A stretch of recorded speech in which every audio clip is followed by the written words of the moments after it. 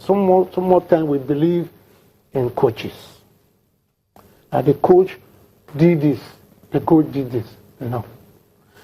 You depend on the player, the quality of players you have. If the players you have are not good enough, you cannot make it. The players must be good enough. Look at it. Each time you invite your players to come to the country, basic.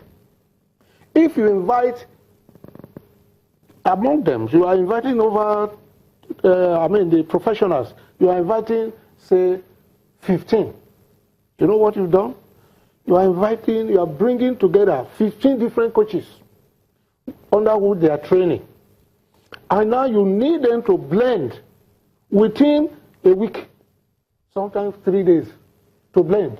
And it's very difficult. Most of the time, you find your players running the whole field. No tactics. We had a policy we stuck with. And that policy was that we were going to open up our league. Our league was to open up to professionalism, professional football. We said any team registering to participate must have a feeder team. It was a policy. Must have a feeder team. We maintained that one for 2 years. I know a winner who had a feeder team. All these other teams had feeder team. They were all there. The feeder team means you have the younger ones coming, you used to feed your this thing. It got to a stage when they jettisoned that policy. They were not, because the club didn't like it. It gave them extra expenditure. So they now said they want something to take it off. What do? We now had death of players in Nigerian football. Well, that was GROW captain John Obakpolor, retired, former chairman, that was what we used to call them in those days, of the Nigeria Football Association, of course talking about the Super Eagles and a whole lot of other issues about Nigerian football, particularly the league and the need for us to have professional structure for club football in Nigeria. Let me read this tweet. Awesome God at Bingpe Gabriel says, CAF elections shouldn't generate so much debate. It says the wind of change is blowing and we're yearning for changes in CAF. This easily for me, and in my years of following football, I'm not too old, not too much difference between us guys. And why did you exclaim? but this will pass as one of the most eagerly awaited CAF elections in history, clearly. And that's what it says. That, I mean, the reason is obvious. Somebody has been there for 28 years, and it looks like there's a powerful push for change. But for Nigeria, of course, we need to remind ourselves that Nigeria has also gone in for a seat on the CAF Executive Committee. Yes, Ahmad said Nigeria has been the strongest voice of support for him. And the NFF president also, I mean, while speaking, says, look, he's not even concerned so much about his own seat in CAF as he is about the change at the top of CAF. Because he also realizes that when Ahmad comes in, even if he doesn't win. Let me even stay with the assumption that he wins. If he wins, remember. I mean, if PDP doesn't win. You know, if Ahmad wins, then he wins. The positive for him is that even if he wins or he doesn't win, he's a winner. Exactly. Why? Because number one, politically you've identified yourself with the winner of the election. And number two, Ahmad has also reinstated that the CAF Executive Committee is too powerful. And once he becomes president, he will shed their powers.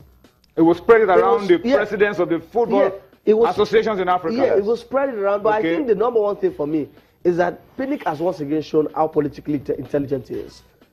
And I'll take it from the FIFA elections. The FIFA elections, we know Nigeria's position towards Gianni Infantino. But after the elections, you could see Nigeria's realignment with the new order. And that culminated into Infantino coming to Nigeria and hosting several FA presidents. And that's a good... And appointing him into the strongest committee of FIFA for 4 years. Yeah, and that's a good political move. And you look at this, the latest one. He has looked at his political crystal ball and said, hey, the wind of change is spreading around. Let me identify, and it's become vocal in it. And you have to applaud him for that. And it takes, nobody has even come out to voice. I know that Sekafa have done for Yatu. I know that Kosafa have done that, you know, for Sekafa for Yatu, Kosafa for Ahmad. Yeah. But no individual FA president. Sekafa can't be for Yatu.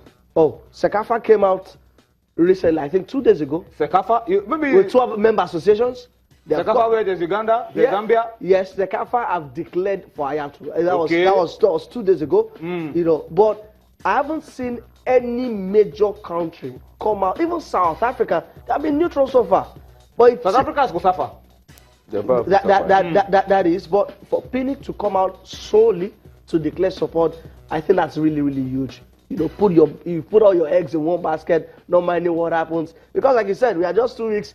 2 weeks is a huge period of time when it comes to politics. To sway the mind of people. You've quickly put your eggs in one basket, and that's a solid move, and I hope it pays off.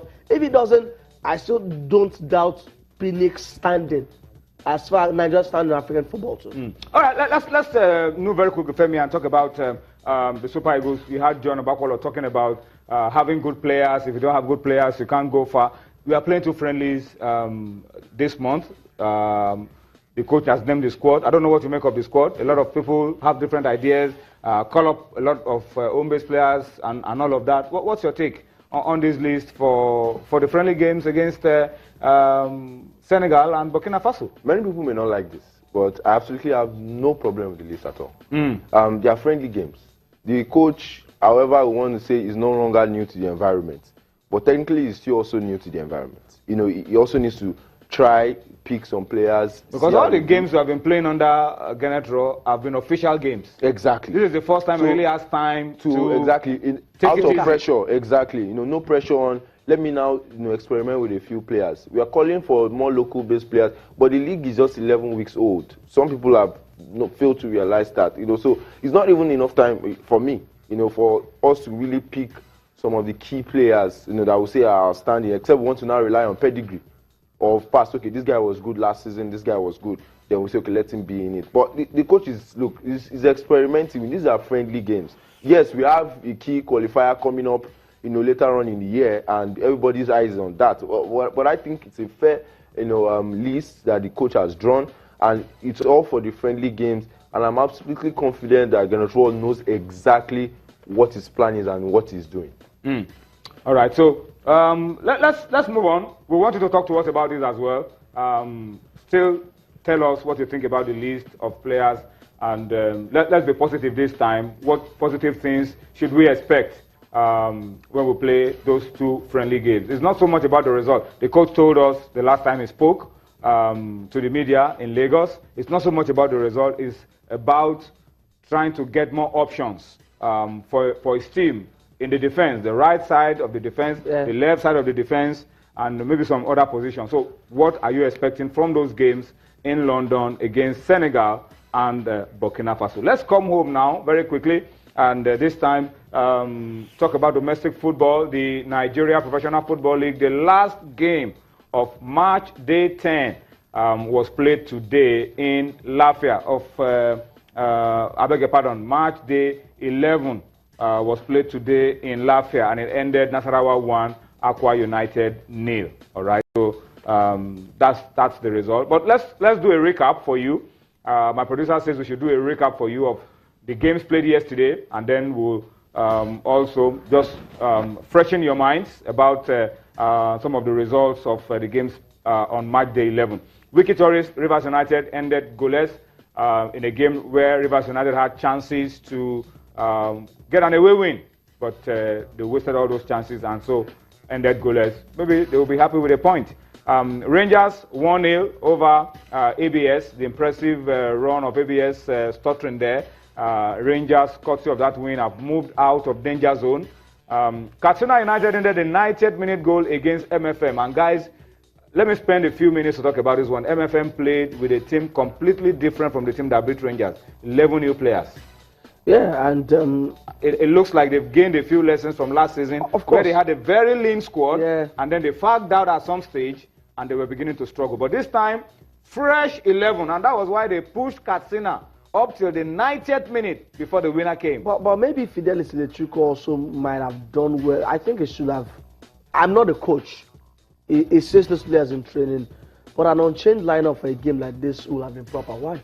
They played on Friday. They had enough time to rest. Exactly. I was going to go there. Changing the whole 11. They had enough time to rest. They played on Friday. Yeah. There was enough time they had Saturday, yeah, Sunday, to Monday, rest. Tuesday. But So guys, now you've broken team chemistry.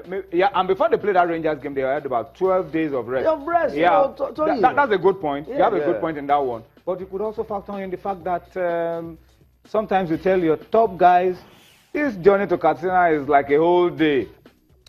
So we'll go a whole day and then come back one whole day. Yeah, I get. That's But like 3 days. Every time they've made these wholesale changes or near wholesale changes, they've lost. FC Fine, if I remember, after winning that game at home, they lost 4-0. Yeah, exactly. Because they also made big changes. Travel time, one whole day to Katsina, one whole day to come back, and the day of the game. That's 3 days. But here's my own even grasp with that idea. Unless they fly. I'm not even saying they can't change, but you change the whole 11. Yeah. That's that too much of a risk. Okay. Because you haven't rewarded hard work here. Because it's always good. We see in Europe, we see even here, that once a player does well, he gets rewarded by starting the next game. Even some coaches in Europe rotate Yeah, their yes. squad. But not 11, not the complete 11. Yes, Yeah, if you so take out 5-6 players, Because the whole 11, it's a team I with think momentum. Okay, Yeah. let's talk about Remo. Let's talk about Remo. What you see on your screen is the game Remo versus Kano Pillars. Great game of football. The goalkeeper of Kano Pillars, Daladi Issa, was on top of his game, keeping his side in the game. It was, for me, the man of the match, responsible for why Pillars got a point in this game. I felt this goal was a little offside for me, but the referee maybe has a better view. But that's Victor Mboma with another goal. Yeah, sixth of the campaign. Yeah, but okay. When the shot was taken, it wasn't off, so I think it was a good goal. Victor Mboma. That was the finish. This is one player national team selectors should be looking at. He's joint top scorer, because if people clamor that Stephen Ode is not in there, Victor Obama is also joint top scorer. He's one of the best players. But what a game! It was end-to-end stuff. End-to-end stuff, top quality football. It was end-to-end stuff. And when we thought that, look at this chance. They should have buried it. And you know what? The Remo Stars have always been guilty of missing chances. Yeah. Especially at home. And that has always cost them. And see, cost them hugely. 86th minute, they concede to Rabi Ali after missing a whole lot of chances. I looked at the team stats and I realized that Kano players were all over them. But they had the clearest of chances. And this is not the only game. Look at the goal. I think this is the goal. Yeah, that's the goal. And then look at this finish from Rabi Ali. It's just obvious that they are still lacking experience, Remo Stars, because they're losing focus in critical moments of the games. Nasarawa United away, Gombe United away. This also counts. Lobby Stars again. They are losing concentration in critical moments. This came in the 86th minute. And in the Premier League, your home games are supposed to be your saving grace. I was going to say that, especially when you are playing at home in the early moments of the Nigerian league, you can't afford not to pick. And this would have been at home. That would have been a winner if not for the goal line clearance from the Pillars defender in that one. And that's why it's been a story for Remo Stars. What could have been? They need to start getting those results. They did well away from home in their last game against Shooting Stars, and I thought they would have built on it. With a good, other players are not a good side away from home this season. So they've only picked up a point or two away from home this season, and Remo Stars have taken advantage of that one. Their next game is a very, very difficult one. MFMFC in Lagos. And right Sunday. Now, you are still stuck on 9 points, and the gap is gradually building between safety and relegation. You need to close up on it real quick. All right, so that's the story. Of course, Wale told you this weekend in Lagos, it will be a massive game. It's Remo visiting the Agege Stadium, MFM versus Remo. That's a very intriguing battle. If you know the history of these two teams, from when they were in the National League, you will know that that's one game you shouldn't miss for anything. We'll talk more about the MPFL, the log, and then other issues on Sports Tonight when we return from this timeout.